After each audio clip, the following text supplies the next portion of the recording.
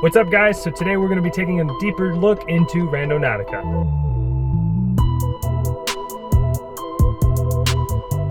So what I'm going to be doing is starting from the same parking spot every single time, focusing on the same intention, looking for that same object and see if it brings me to something that has that intention in common every single time, or if it gives me something random each time. So let's go see what happens.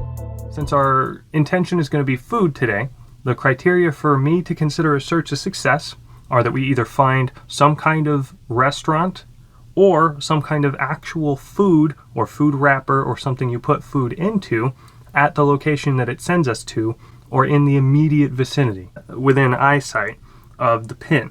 So this time around we're going to be removing as many variables as possible by starting in the same location with every single search, keeping the search radius down to 1,000 meters, and using the same phrasing for each search, all with the hopes of the app finding us something that fits with that search term with each search within that same small area.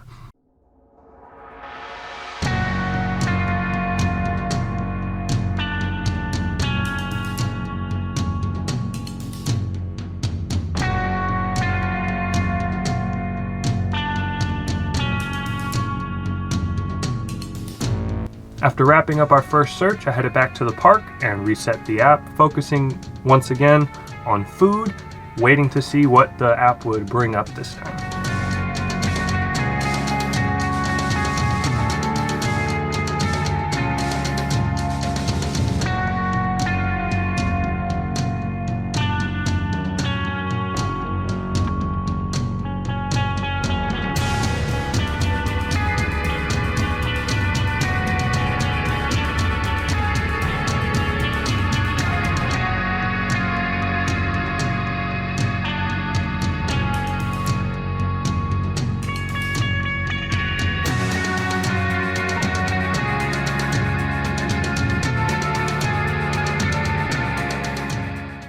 Geese using the crosswalk. After the semi-successful second search, I was feeling a little bit down about the chances for our third search. And possibly as a result of that sour mood, the next search turned up empty-handed without having found any anomalies with the random number generation to give me a point to go to. So it handed me a random spot and off I went. Well, it looks like this one's a total bust. Nothing on either side of me. And either yard, just completely empty with nothing going on. Don't see anything through the fence from the street that shows that they have anything going on in the backyard either, so I'll say that this one was a bit of a bust. The only saving grace for this particular point is the route that it took me on to get there has this cooler just tipped out in the front yard. Otherwise, nothing food related. Alright guys, so that last one was definitely a bit of a bust for me, other than the cooler on the way. So since it didn't generate us a location and just threw us a random one, I'm going to go ahead and run it for one more test for a fourth time to give it the benefit of the doubt and see what it comes up with.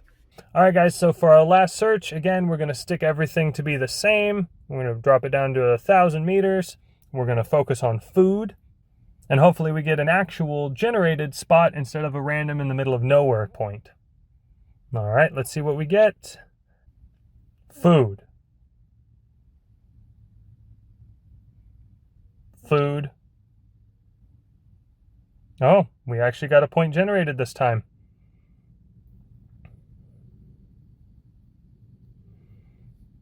I think it's someone's house again, but let's go see. So right off the bat, we've got another upside down cooler while I'm looking for food. Right back there behind that wooden fence is where I'm supposed to be going with this pen, and yet again, can't see anything, so this one's a bust. Well, there you guys have it. We have one outstanding success and a couple of interesting results out of it. To summarize the results from today, I'm going to give the first search a resounding yes. It 100% took me to where there were 3 different kinds of food. I could see those from right where I was standing. There were food wrappers all over the parking lot. Definitely took me to food right off the bat. For the second search, I'm going to count this as a half point only because I couldn't prove that there was a barbecue or a grill in the backyard, but there was within eyesight where the point generated on the map a bag of plant food. And I'm only going to count the plant food because it has the word food right on the bag, out in the open, very obvious. With the next search, it was 100% a failure, but it was interesting that on the way to that pin, right around the corner from the house out of eyesight, there was a white cooler tipped over in someone's front yard. And that became a theme with the following search of, again, on the way to this home, right up the street from it, actually within eyesight of the pin's location, was another white cooler tipped out in the front yard. I would say that we had one really successful search, one search that was very interesting, and two searches that, while very loosely related, at the very edge of the criteria I set out, still showed something to me related to food along the way. So I will be doing a follow-up on this episode to really hone in on how the app is doing this and whether or not it actually works. And in order to test that even further, we're going to keep the same level of restriction on the variables from this episode, starting from the same point, keeping the sample size very small and repeated testing. But what we're going to do is tweak how we're giving it our intention. I'm going to fill envelopes ahead of time with my phone turned off so the app can't possibly spy on what I'm doing or what I'm saying. And together on camera at the end of the episode, we're going to go through the envelopes and see how well the film lines up with what I wrote in those envelopes while the app was turned off, to see if it fits the actual intention of what I had in my mind, as opposed to hearing me say those words out loud.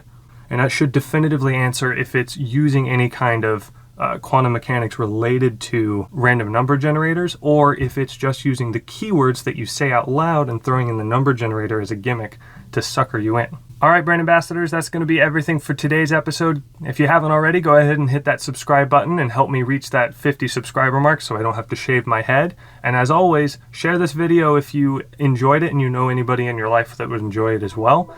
And thanks for checking this out today, guys. Until next time, bye.